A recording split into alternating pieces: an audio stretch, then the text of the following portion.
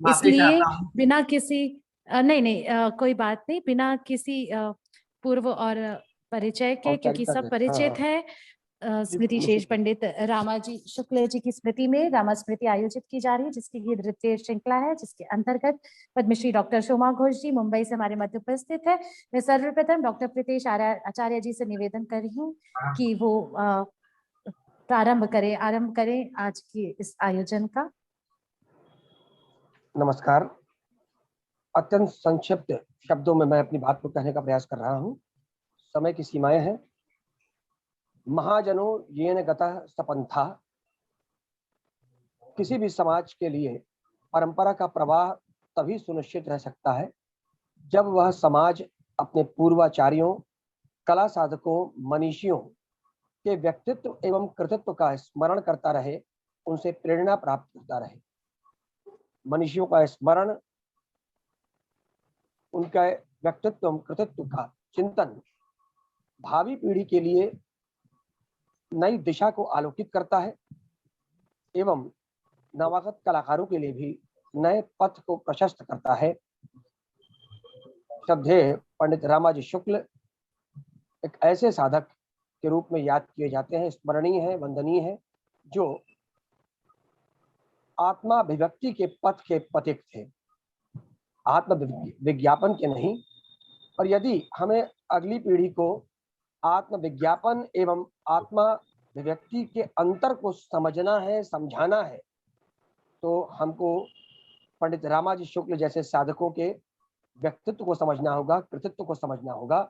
मैं एक बार पुनः इस सार्थक आयोजन के लिए समस्त नेपथ्य में रहे और प्रत्यक्ष भी प्रखर एवं उनके सहयोगियों को साधुवाद देता हूं और इस संपूर्ण कार्यक्रम में सम्मिलित कलाकारों के प्रति साधुवाद, शुभकामनाएं और आदरणीय डॉक्टर शोमा घोष जी के प्रति भी मेरी बहुत हार्दिक मंगल कामनाएं हैं। वह इसी प्रकार हर नए प्रयास को, युवाओं को अपना समय देकर, अपना संरक्षण देकर एक नई चेतना का संचार करती रहे। मैं इन्हीं शब्दों के साथ अपनी वाणी को विराम देता हूं। नमस्कार।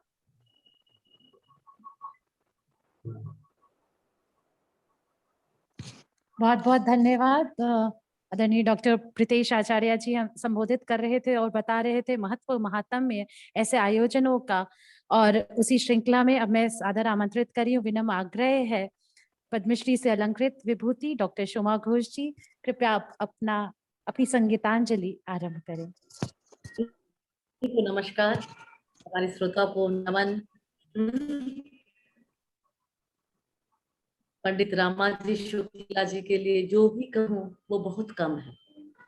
मैं बहुत उनके बारे में सुना करती थी, बाबा भारत रत्न उस्ताद बिस्मिल्लाह खां साहब के पास, और जब बाबा शनाई के साथ साथ गाते भी बहुत अच्छा थे, और मैं महसूस करती थी कि पंडित रामाजी शुक्ल जी का जो गायन का असर उनके गले में बहुत था, और उनकी जो शहनाई गायकी अंक का था, और उनके साथ उन्होंने बहुत बजाए थे, और वो जो गाते थे उनसे बहुत सिमिलरिटी है, ये मैंने एहसास किया है।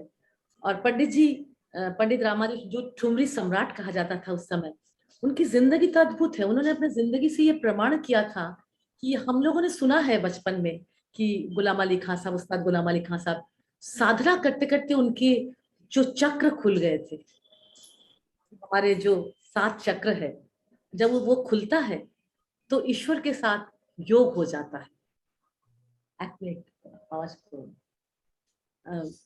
तो उन्होंने अपने जिंदगी से वो प्रमाण किया था कि उनके 7 चक्र खुले हुए थे पंडित रामाजी शुक्ला जी के, और क्योंकि उन्होंने अपने मृत्यु के कुछ पहले संन्यास ले लिए थे, आध्यात्मिकता उनके मानसिकता में इतनी ज्यादा हो गई थी साधना करते करते। और उनके पिताजी जो पंडित रविशंकर शुक्ला जी थे, वो गायक वीणा वादक भी थे, रुद्र वीणा बजाते थे। तो उनकी शुरुआत उनके वो जो पिताजी से हुई, जो कि पन्ना जिले के दरबारी गायक थे। फिर जब वो बनारस आ गए, उनके जो गुरु उन्हें मिले, बेहतरीन गुरु उनकी जिंदगी में आए, कांता पंडित कांतानाथ मिश्रा जी, जिनसे उन्होंने रुद्र वीणा फिर से सीखे बनारस में आके। फिर पंडित शंभुनाथ मिश्र जी से सीखा उन्होंने ध्रुपद, धमार, टप्पा गायन। फिर जो ठुमरी सम्राट थे उस्ताद मौजूद्दीन खान साहब, उनसे उन्होंने ठुमरी की तालीम ली। पंडित जगदीप मिश्रा जी से उन्होंने और भी बारीकी सीखा ठुमरी का, और बाद में उनका पूरा कंसंट्रेशन ठुमरी में हो गया था। और इसलिए वो ठुमरी में और उनके जो गायकी में मैंने पाया, उतना पुराने गायक होने के बावजूद भी इतनी रस उस समय ठुमरी गायन में टप्पा अंक देखा जाता था, बहुत ज्यादा टप्पा, गिटकिरी, टप्पा की जो गिटकिरी होता था, लेकिन उसमें रस कम होता है, लेकिन उनके गायकी में वो रस बरकरार था जो मैंने उनको सुन के जो महसूस किया। तो मैं आज उनकी याद में एक टप्पा पेश कर रही हूँ।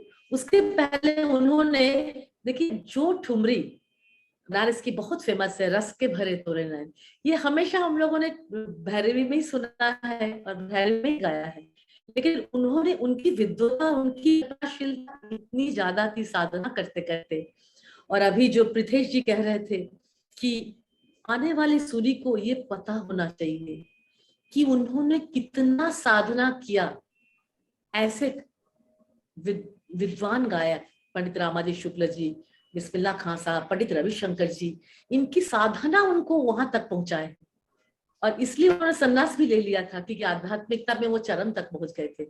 मैं उनकी गाया हुआ एक ठुमरी जो रस के भरे तोरे नैन, ये सब लोगों ने आपने सुना है कि वो भैरवी में उन्होंने किस तरह से उसको खमाज में लिया है।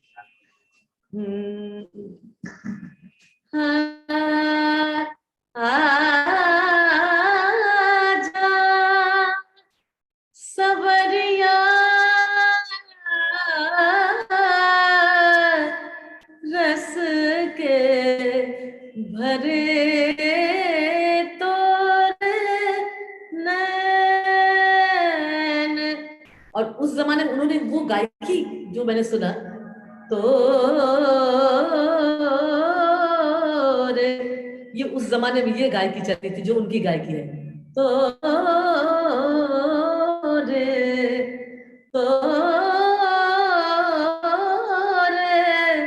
रस के भरे तोरे नैन। अभी हम लोग इसको गाए हैं जो हर सिद्धेश्वरी देवी जी गाई है, छोटी मोती बड़ी मोती, भैरवी में।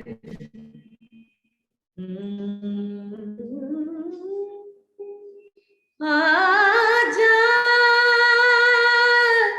सवरिया सवरिया जा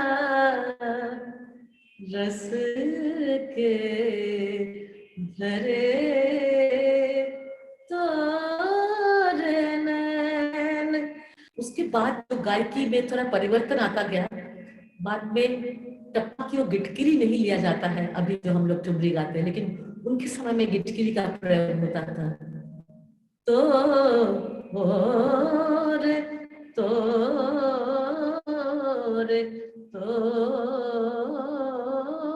रे रस के भरे तोरे नैन। हम लोग जो गाते हैं, रस के भरे तोरे नैन, अभी मिड़ की प्रयोग हम लोग ज्यादा करते हैं। समय बीतता गया, वो गायकी बदलती गई, लेकिन उस समय व्याकरण प्रधान था गायकी, लेकिन उसके बावजूद उनके जो गायकी में इतनी रस हमने पाया है, परफेक्ट, मैंने ठुमरी सम्राट कहे जाने वाले गायक थे। मैं आज के बच्चे को कहूंगी उनका ढूंढ के यूट्यूब से सुने कि कितनी रस, और एकदम सुरीली आवाज और भाव भी उतना था उनके आवाज में। और बाबा हमेशा जिक्र करते थे, ये मेरी खुशनसीबी है कि आज मैं उनके लिए बोलने के लिए हाजिर हूँ। हम लोग का फर्ज है कि उनकी जिंदगी को आने वाले सूर्य तक पहुंचाना, ये काम हमें करना है। और हमारे पृथ्वी जी भी कर रहे हैं, अंकिता जी भी काफी काम कर रहे हैं। प्रखर, तुमको भी बहुत धन्यवाद कि तुमने अपने परिवार के इतने बड़े मूर्धन्य विद्वान को तुम आगे लेके आ रहे हो। ये तुम संगीत पे हो भी नहीं, उसके बावजूद भी तुम ये जिम्मेदारी निभा रहे हो, इसके लिए तुम्हें भी नमन सभी का। अभी मैं गा के सुनाती हूँ।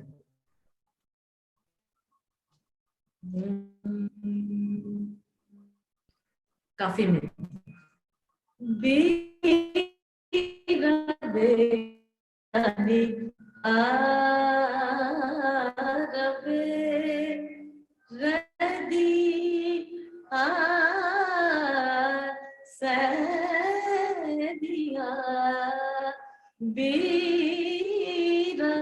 दे जानी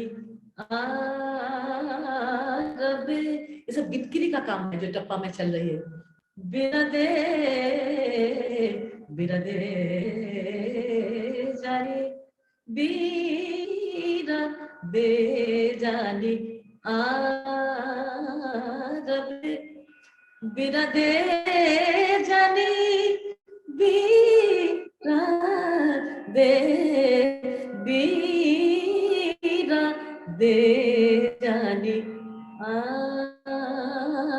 रबे। और उस जमाने में ठुमरी बजा भी जो खमाज में गा के सुनाया, ये हरकतें ली जाती थी। रस के भरे तोरे तो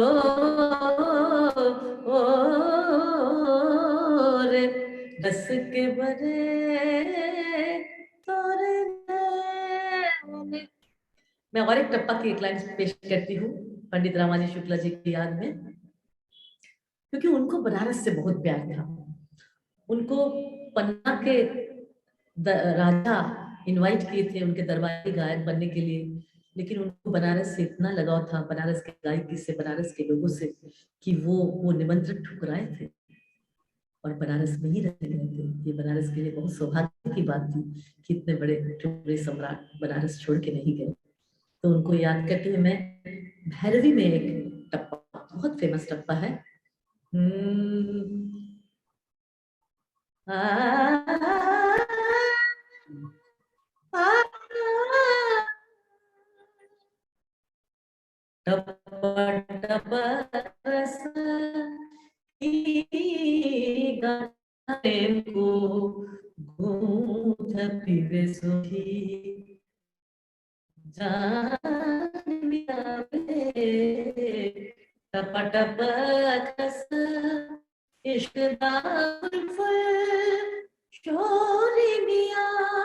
खुशबू आने जब तक जाने दीदम दिया गया रे, टपा टपा खस टपा टपा रस की प्रेम को गोथ पीवे जाने मिया, टपा टपा खस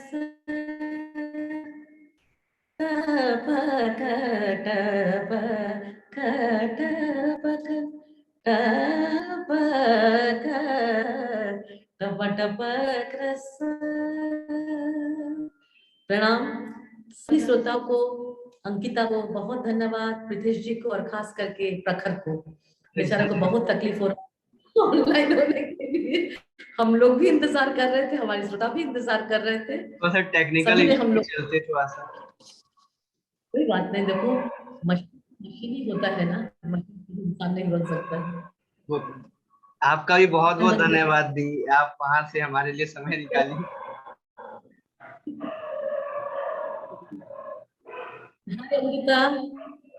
शोमा दी, आपका बहुत बहुत आभार। मैं समझ सकती हूँ आपकी व्यस्ततम दिनचर्या, अभी 21 तारीख को आपका कार्यक्रम काशी में है, उसकी भी व्यस्तता है, लेकिन सच में ये बहुत बड़ी बात है। प्रखर की इच्छा शक्ति बहुत प्रबल थी, जिस वजह से उसने पूरा निभाया। सच में ये बहुत बधाई के पात्र हैं। और मुझे जोड़ा, मेरे लिए बहुत परम सौभाग्य है कि आप सबके माध्यम से मैं ऐसी विभूति से स्वयं परिचित हो पाई।